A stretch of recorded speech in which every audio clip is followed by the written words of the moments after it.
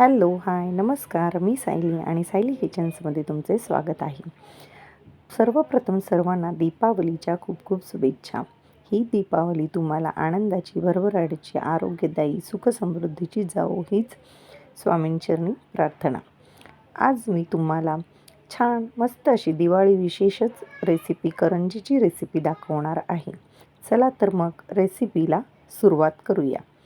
सर्वप्रथम इथे आपण वाटीच्या साहाय्याने सर्व साहित्य मोजून घेणार आहोत. तर करंजी करण्यासाठी आपण सर्वप्रथम सारण बनवतो. त्या सारणासाठी आपल्याला बारीक रवा घ्यायचा आहे. आता रवा छान निवडून घ्यायचा आहे. त्याच्यात काही घाण बारीक-सारीक असेल ते निवडून छान पाखडून घ्यायचं आहे. आता 2 वाटी मी रवा घेतला आहे. तुम्ही वाटी छोटी घ्या, मोठी घ्या. जी वाटी घ्याल त्याच वाटीच्या साहाय्याने आपल्याला सर्व प्रमाण मोजून घेतलेलं आहे. 2 वाटी रवा, 2 वाटी खिसलेलं सुकं खोबरं, 2 वाटी पिठी केलेली साखर, 2 चमचे आपली वेलची पूड, ड्रायफ्रूट्स घेतलेले आहेत आवडीनुसार. त्यात काजू, बदाम, पिस्ता, चारोली घातलेली आहे. त्याच्यानंतर 3 चमचे तूप घेतलेले आहे आणि 2 चमचे मी खसखस घेतलेली आहे. खसखस देखील छान निवडून साफ करून घेतलेली आहे. नंतर पॅनमध्ये बघा मी कढईमध्ये खसखस घातलेली आहे. गॅस एकदम मध्यम ठेवलेला आहे आणि खसखस छान परतून घेतलेली आहे. खसखस जळून नाही द्यायचे, छान अशी थोडीशी परतून घ्यायची गरम होईस्तोवर. आणि खसखस आपली परतून झाल्यानंतर आपल्याला सुकं खोबरं छान भाजून घ्यायचं आहे. आता सुकं खोबरं शक्यतो सफेद नाही ठेवायचं, चांगला खरपूस असा थोडा भाजून घ्यायचा, जेणेकरून आपण करंज्या जास्त दिवस ठेवल्या तर त्याला असा खुबट असा वास येऊ नये. म्हणून करंज्यांचा जो काही सुका खोबरा तुम्ही असेल, जाड बारीक जो काही तुम्हाला करायचा असेल तो छान परतून भाजून घ्यायचा.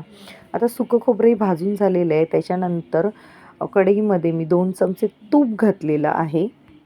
त्यात आवडत असतील तेवढे सगळे सुकामेवा तुम्ही घालू शकता. छान बारीक कापून घ्यायचे आहेत. त्याच्यात मी काजू, बदाम, पिस्ता, चारोली घेतलेली आहे. छान कापून त्यांना 1-2 मिनटं परतून घ्यायचं आहे आणि परतल्यानंतर त्याच्यातच आपल्याला रवा घालायचा आहे आणि रवा देखील छान आपल्याला बारीक रवा वापरलेला आहे. शक्यतो तुम्ही करंज्याच्या सारणासाठी बारीकच रवा वापरा.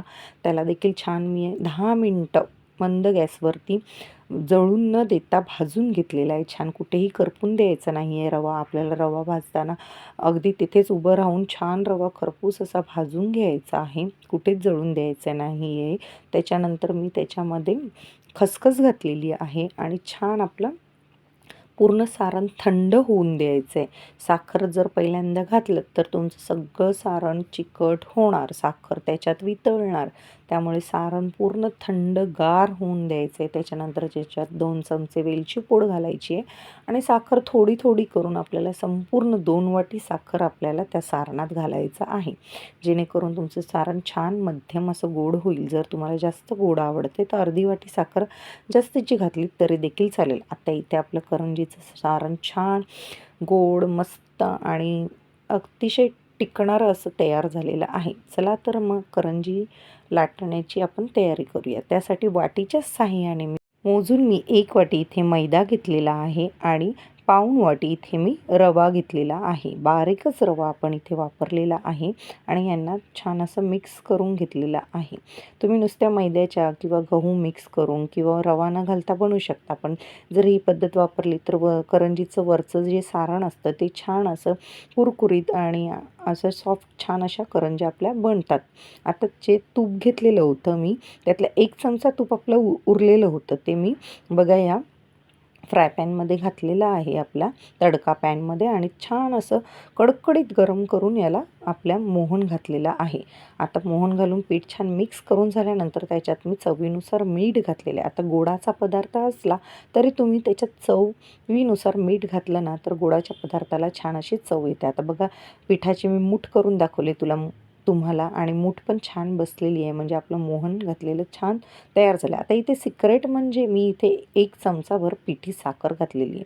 ह्याच्याने करंजीला छान असा रंग येईल आणि करंजी आपली शेवटपर्यंत मऊसूद पडणार नाही. त्यामुळे हा सिक्रेट पदार्थ तुम्ही नक्की पीठ मळताना पिठी साखर ही 1 चमचाभर घाला. आता पाणी आपल्याला इथे साधंच रूम टेम्परेचरवरचं घ्यायचं आहे आणि छान पीठ आपल्याला घट्ट म्हणजे चपातीसारखंच आपल्याला मळून घ्यायचं आहे. थोडं थोडं करून आपण पाणी घालणार आहोत आणि पीठ मळून कणिक मळून घेणार आहोत.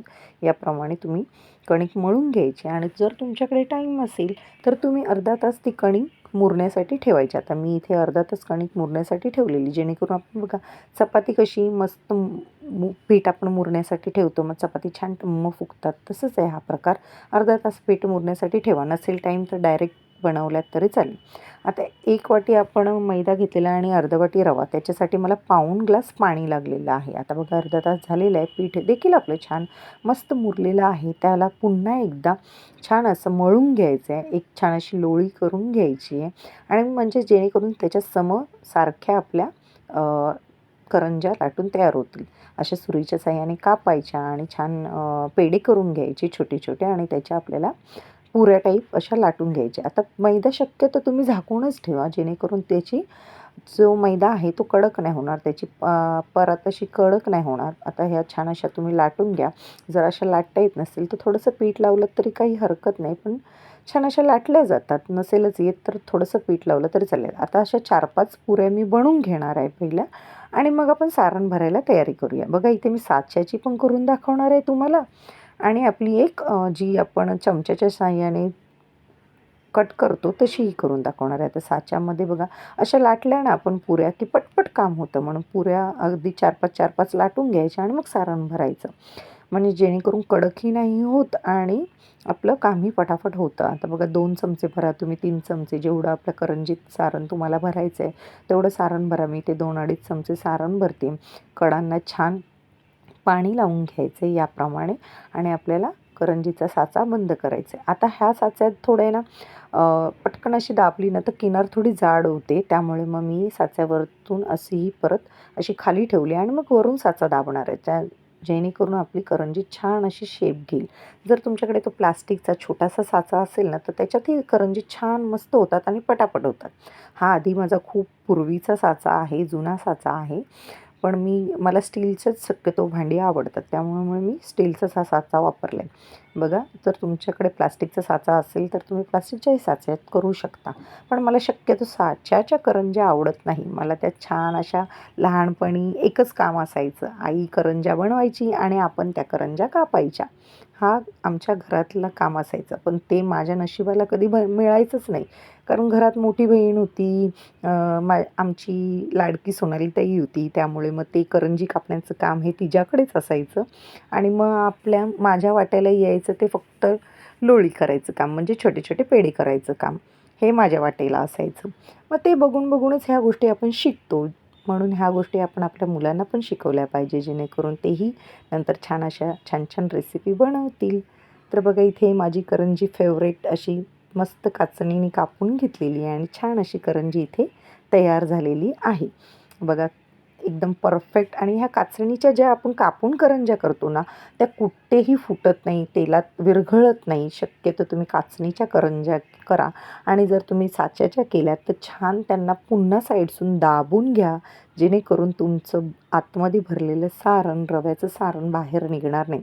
आता एकीकडे मी बघा 7-8 करंज्या बनवून घेतल्या, तेल तापवलेलं आहे, तेलात एक छोटासा गोळा टाकायचा, तो पटकन असा वर आला म्हणजे आपलं तेल छान गरम केलं आहे. गॅस शक्यतो मीडियम ठेवायचा आहे आपल्याला, एकदम फास्टही नाही आणि एकदम स्लोही नाही. करंजी एक एक छान अशा 3-4 करंज्या तुम्ही कढईत सोडायच्या आहेत. करंज्या मस्त अशा टम्म फुगतात आणि कधी-कधी त्या स्वतःहूनच पलटी होतात. एवढ्या छान त्या होतात, म्हणजे जेणेकरून आपलं सारण, करंजीचं वरची परत छान अशी झालेली आहे. बघा इथे माझी ही करंजी अशी पटकन टमकन पलटलेली आहे स्वतःहूनच. अशा छान मस्त खरपूस करंज्या भाजून घ्यायच्या आहेत. मला त्या व्हाईट ठेवलेल्या करंज्या बिलकुल आवडत नाही. छान अशा गोल्डन भाजल्या म्हणजे जेणेकरून कसं आपलं आतपर्यंत पीठ छान असं तळून झालेलं आहे. अशा छान तळून घ्यायच्या करंज्या, चाळणीवरती काढायचं, जेणेकरून एक्स्ट्राचं जे काही तेल असेल त्यातलं ते निथळून जातं. याप्रमाणे सर्व तुम्ही करंज्या बनवून घ्यायच्या, पटापटा मस्त तळून घ्यायच्या आणि चाळणीवरती थंड करण्यासाठी ठेवून द्यायच्या. आता बघा मी दुसराही घाणा सोडलेला आहे आणि त्यांनाही छान अशा खरपूस मी भाजून घेणार आहे. अतिशय चविष्ट आणि मस्त जवळ आपल्या महिनाभर ह्या कुरकुरीत अशा ह्या करंज्या तयार होतात. बघा आता ह्याचा आवाज घ्या.